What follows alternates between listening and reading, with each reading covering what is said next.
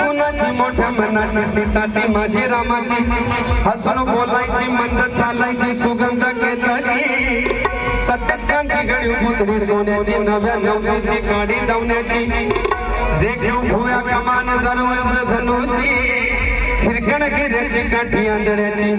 तशी ती माझी गरीबाची महिना रत्नाची खान महिना रत्नाची खान आता देऊ असे सुख लावा